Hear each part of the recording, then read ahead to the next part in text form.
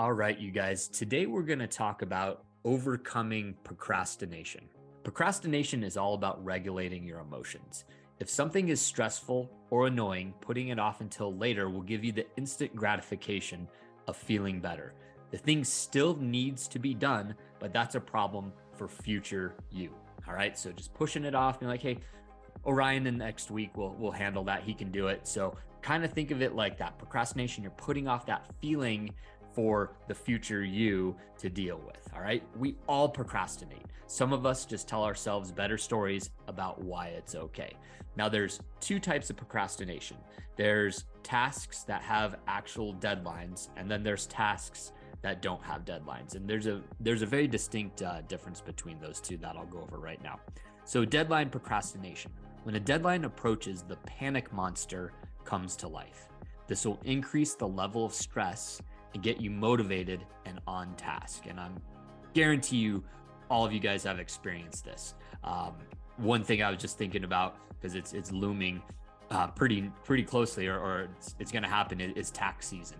So everyone waits to the last minute to do their taxes when you could really do them January 1st, but that deadline coming up really gets people motivated to do their tasks. All right. So without the panic monster, many of us would procrastinate forever. Stress gets us moving. It gives us motivation. So you guys could probably think of a ton of deadline procrastination things that you do. Usually they're work associated, or like, hey, I've got to get this appliance fixed. I've got to get this done. And you get that thing fixed because it just is not working anymore. So those would be kind of deadline procrastinations. And then there's non-deadline procrastination. So these are kind of like thoughts, dreams, wishes, so to say. So dreaming about accomplishing a task or endeavor. Example, buying a motorhome and traveling around the US. My mom threatens this all the time. Hey, we're going to get a trailer. We're going to get a pop-up. We're going to get a motorhome and we're going to travel around. But she never does it. They're always looking and always thinking of what to do, her and her husband. But it's just never something she's pulled the trigger on. So it's always something that is she's dreaming about and wanting to do. So the key is having the self-awareness to admit we are procrastinating about said task/dream and deciding whether we really want to put in the effort to accomplish it. So you guys could probably go through in your head right now and think of about 5 things that you want to accomplish that you just keep procrastinating, and they become more of dreams, so to say, than actual things that need to get done. So there is a distinct difference between those two things, non-deadline and deadline procrastinations. All right, peeling that back just a little bit more. So there's pain and joy associated with procrastination, and a real simple one. Procrastination happens when the thought of doing something difficult, such as losing 30 pounds, feels like pain, so we avoid it and move towards something that feels like joy, basically eating crap food. So I find this one really holds true when it comes to fitness and exercise, because it's tough to lose 30 pounds. It's tough to lose 10 pounds. It's tough to lose 20 pounds. Whatever your weight loss goal might be, it can be hard. It's easier to avoid that and the pain and the dedication that comes with that. Eating, fasting, steps, tracking and measuring, all these things that come with losing 30 pounds. Yeah, that's painful. That requires some sort of sacrifice, mostly time, energy, etc. So we avoid it and we just stay in our rut. We keep doing the same thing over and over and over again. And it's usually going for something that feels good, like eating shit food, or going for alcohol that feels good in the short term, but really that's hindering us in the long term. And then there's kind of a motivation level to this. So I'll get started when ... So you guys have probably all experienced this when you're wanting to do something and the timing is just not there, and you tell yourself, hey, I need to do fill in the blank before I do this, or I need to wait until New Year's to start losing weight. That's probably one of the ones that gets me the most frustrated. You don't need a day on the calendar to start eating correctly, or to start getting steps in, or to go to the gym for that matter. So the procrastination comes from this perfect moment. So fear, perfectionism, and imposter syndrome all feed into the procrastination habit. There will never be a perfect time to start something.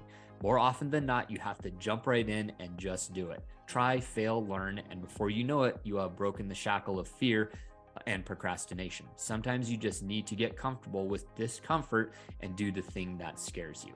And that's really what it comes down to. If there's something that you want to accomplish in life, sometimes you just got to jump right into it. Like I said, I've dealt with it so many times when it comes to fitness and weight loss and going to the gym and starting a new diet, all that. There's never a perfect time. And I've told this to a lot of people on one-on-one calls and on text messages. You're one bite away from getting back on track and eating healthy. You're 1 hour away from getting in steps, and you're one workout away from getting back into the swing of things. So all those things can be done almost instantly. Fasting, you can do that just starting right now. It's free. It actually saves you money because you're eating less. So all these things can be done instantly when it comes to your health and fitness. A couple tactics, productivity tactics. One, utilize your calendar. And I'm going to talk about this a little more in depth. And I've talked about this before, but it definitely should be rehashed over and over again because it's something that you guys should all be implementing. Scheduling daily tasks. We want to make sure that our calendars are booked and we're scheduling our daily tasks. Additionally, we want to set reminders for important tasks. So you could put those in. You can remind yourself, hey, taxes are due. Let's start a week out from tax season. That deadline for taxes being due, instead of, oh crap, I got to put this all together at the last minute. So set reminders for important tasks in your phone, put it in your calendar, and make sure everything is scheduled. Another little productivity hack for work. It's called the 50-10. So 50 minutes of work with a 10-minute break. Guess what I do in my 10 minutes? Get some steps in, get some movement in, stand up, walk around, move around, okay? Or I've been kind of liking this one too. I've implemented this as well, the 25-5. So 25 minutes of work and then a quick little 5-minute break. And this helps keep you on task as far as mental goes. So it's not necessarily a procrastination thing, but it can really help you stay on task when it comes to productivity. And then setting alarm in your phone for workouts, logging, tracking, things, whatever it might be, but having something in your phone that helps you with productivity, a reminder, if you will. And this kind of relates to this one up here. All right. Small steps. Break the task into smaller, more manageable steps. This can really help abate the procrastination of doing the task. Because if you have something big that needs to be done, you can simply break it up into smaller little steps. Set a deadline for each of those smaller steps, add to calendar, set reminders, etc. So just taking that big task and breaking it up into small tasks. Next, avoid distractions. And I spoke about this a couple of weeks back, mostly in regards to your phone and being distracted by that, the beeping, the dinging, the social media alerts, etc. So turn off phone and app notifications. Like I said a couple of weeks ago, you guys, I went into my phone, I turned pretty much everything off. The two things I kept on were 1, text messages, 2, messages for my app so I can keep in contact with you guys. But everything else is turned off. No Facebook notifications, no iPod notifications, no news notifications, nothing, just simply text messages. All right. Keep in charge phone in different room. I find this really helps, especially when you're engaging with your family in the evening. Have that phone in another room, charge it in another room, just have it away from you because you're less likely to check it all the time if it's in a different room.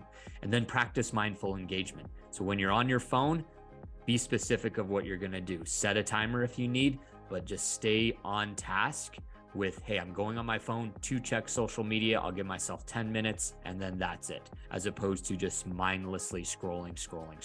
And then another good one, I did this over the weekend. This really helped out with just spending time with family and connecting with human beings face to face, was a detox from the phone /apps /social media / the whole thing. All right.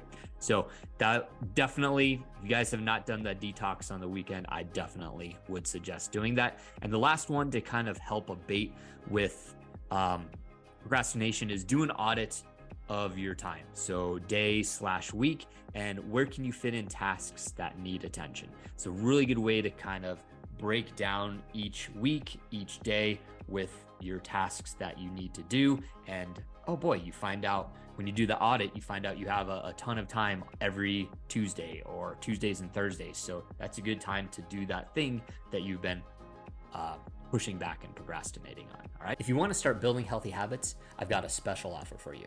If you are not seeing results in the mirror and you're sick and tired of falling short on your goals, my online coaching program is guaranteed to help you lose 5 to 15 pounds in the first 30 days. Check out my one client who lost 50 pounds, or this other client who lost 10 pounds and did a complete body recomposition. You literally have nothing to lose and everything to gain, like feeling more confident, building muscle mass, and becoming the best version of yourself. In the meantime, watch the next 2 videos to learn more about living a healthy lifestyle. Thanks for watching.